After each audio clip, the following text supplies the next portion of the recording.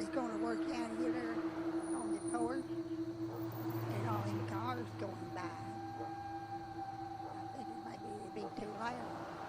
Maybe won't take the store. It's chilly out, ain't it? Huh? It's cold out. If you get too cold, we'll go back into the house. Well, I reckon what y'all want to hear is about my nephew give you my name, I guess. Well, we lived out there in Midway, Kentucky for a while. And we had this little old house out there. Mom and Dad and him, Daddy built it. And I had my two brothers, Tom and Billy. And then they lived out there, and Mom and Daddy died.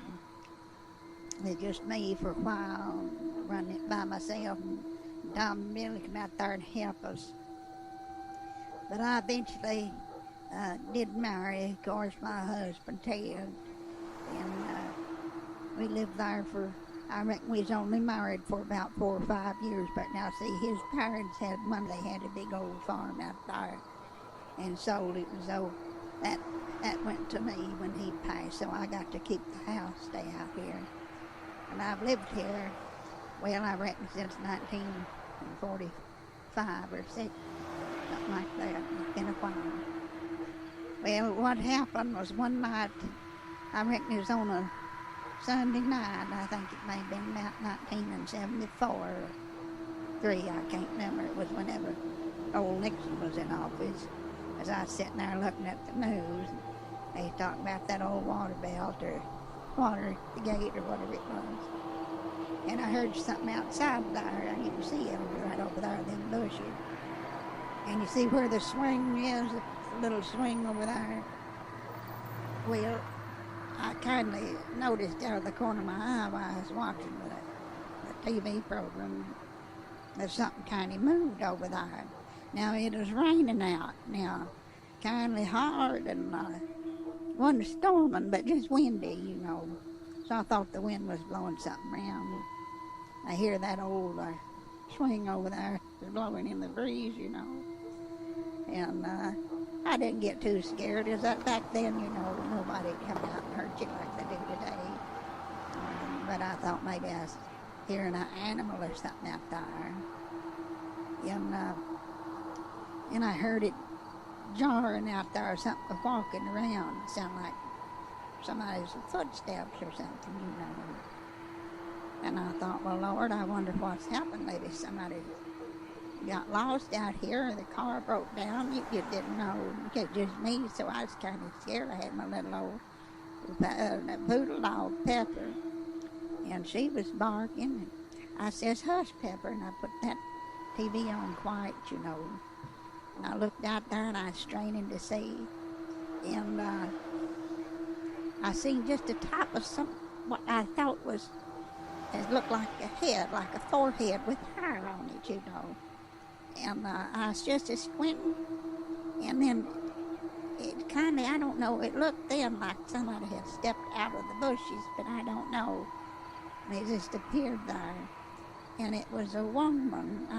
She looked maybe like she was, I don't know, maybe in her 30s or something.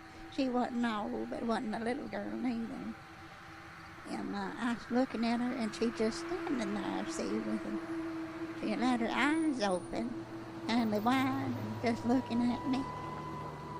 And I just stood for a minute or two, because I couldn't know if that's what I was seeing, you know, because you don't know at the time when you see something like that.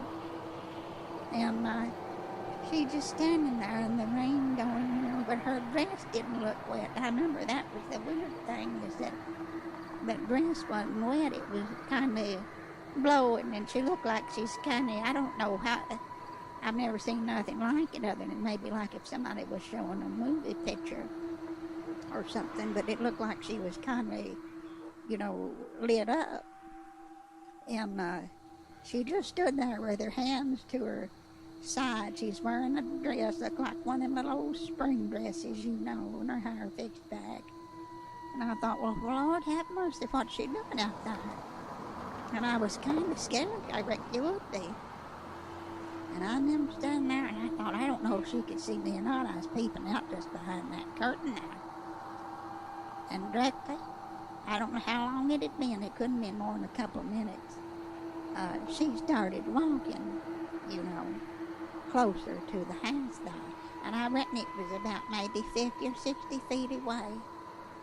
She come up closer to the window there, and I was peeping down, and I mean, little Pepper was barking her head off, and I was trying to hush her. And that woman stood there, and then she just all at once held her hands out, both of them straight out, you know, just straight out, like almost like she's going to hug somebody, but more like she was trying to, I don't know, grab you or what. But then the thing that I'll never remember is I looked in her eyes, and she didn't have no, what do you call them little dots in your eyes? What is it? Huh? Pupils, yeah. She didn't have none of them, just eyes, you know. And her, she then all of a sudden that mouth flew open like she was screaming or hollering or something like that. I never seen such a face. And I've seen them old scary movies, and I thought, my Lord, and I thought, well, is the TV causing that, you know? And she just stood there with that mouth like she was screaming, and them hands held out. Well, I couldn't know what to do, and I was so scared I made sure that door was locked. But I felt mad leaving her out there, you know. And I went back over, and I crept up on the floor, and there I was on all fours, and Pepper looking at me. And I reached up over and got that phone, directly tried to dial the police. And when I went to stand up, they says, what is it? Where is she? I says, she's right out here in the front yard. And I went and peeped behind them curtains, and she's gone. And I didn't see her nowhere. And I thought, well, I'm sorry, I feel silly now, but there was a woman here. They said, well, we'll send somebody out, you know.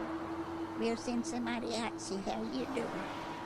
And I said, well, okay, then. I was glad, because they knew I lived out here by myself, you know. And I waited directly. They come out, Pat and Terry, you know, the policemen at that time. They come out and shined the flashlight down there and over there. I said, no, there ain't no, you know, look like no muddy footsteps, because, like I said, it was raining hard. And they says, no. And they says, one fellow says, who was it? What was it? And I described it. I said, you know, told her about the hand and the dress. And he says, you know, Rachel, do you remember Judy Ruthie? And I says, well, I remembered hearing something about it. He says, I don't know if you believe in it or not, but now some of them out here, she was, you know, killed over there. Some old man, you know, attacked her and killed her over there. But now that was about 2 or 3 farms over. But he says, you know, they didn't find her for the longest time, and she was wandering around. And I reckon where I think of it, but I reckon where he stabbed her. And she was crying around for help. And they finally found her down where she fell face first in a creek down there, over the Tard Creek. She fell over down there. And I forgot all about it, but of course, you know, you ain't taking everyone can't go. But that's what it was now. And I went to bed that night and never thought nothing more about it. Directly around, I reckon, around 2 or 3 in the morning, I hear Pepper going off and going, having a fit. And I went up, and I was in my bedroom, and I had that little old TV on in my bedroom. And I seen where the window was. It was kind of a little warm that night. Now the window opened just a little bit, so them curtains just blow in. And I got up to go over there, and I thought, well, let me go and close that then. I went to close that window, and I'll tell you all directly, right as I went to close that window, a hand come up on that window and just slapped it, you know. And I'll tell you, I fell back. And then all of a sudden, there was her face, that woman, Ruth, that was her face that was like, stood there. And then my eyes, oh, Lord have mercy. I said, oh, I just prayed and pleaded the blood of Jesus that something had happened. Somebody just protect me. And then it was like somebody turned the TV off. it just kind of dimmed away. And I've never seen nothing like it again. I've heard things out there, but I'm afraid to look. You never know. Are you comfortable? Huh? You want something to drink? Okay, well, I've got others. You want to hear about why you want to hear them old scary things.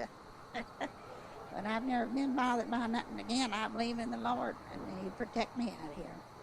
Well, I'm going to go back in here and get me something else to drink. You sure you don't want something? Okay then, honey, I'll go out here. Okay.